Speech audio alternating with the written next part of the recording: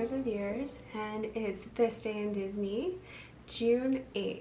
And to start off, we are going back to 1902, and on this day, Walter Elias Disney, Walt Disney, was baptized at the St. Paul's Episcopal Church in Chicago, Illinois. And this is really cool because Walt Disney's father, Elias Disney, actually was a builder or constructed this particular church, and the family lived just a block down from the church in the 1249 Trip B Avenue house that they had built as well. So Elias Disney built the house, and he was a construction worker and did a lot of construction work back in those early days of Chicago, and the family lived there for until 1906, when they decided to move to Marceline, Missouri. And of course we know Marceline from its inspiration for Main Street USA and Disneyland and all the Disney parks.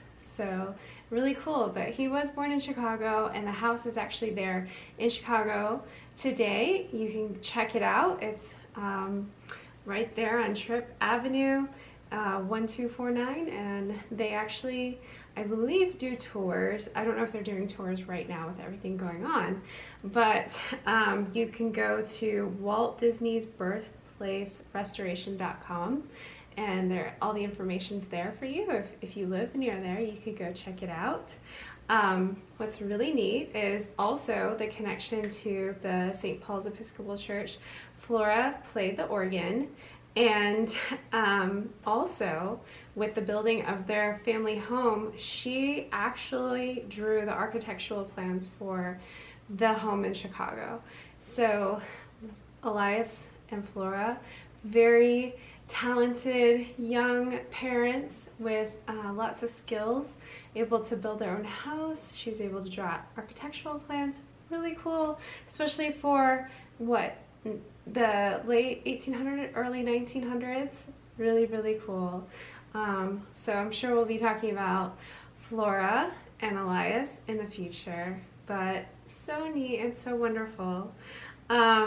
Also, the birthplace actually continues to be under construction. I think they continue to need support and donations and things like that, but I just love that it's being preserved and restored, and that we can all go visit the house that he was born in.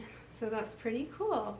So next up on this day, we're gonna go way forward to 2010, and the animated short Tick Tock Tale premieres at the Annecy Animation Film Festival. And this was really neat little short. It was directed by Dean Wellins and set in an old clock shop in London. So a small little quirky mantle clock that, you know, the other clock, the clocks come to life, of course, when the owner leaves and no one's around, just like apparently inanimate objects just do that. If you're a Disney fan, you know this well. Obviously, I hope you're a Disney fan if you're watching this channel. But anyway, inanimate objects tend to come to life at night, right? And these clocks definitely do. And there's this quirky little mantle clock. It's really cute, and he's already getting into trouble. But turns out a burglar comes to the shop and burgles, takes some of the clocks, the more expensive clocks. And this clock saves the day. It's so cool, and you know, he ends up being a hero to the clock shop. So I really love this short. I thought it was really cool.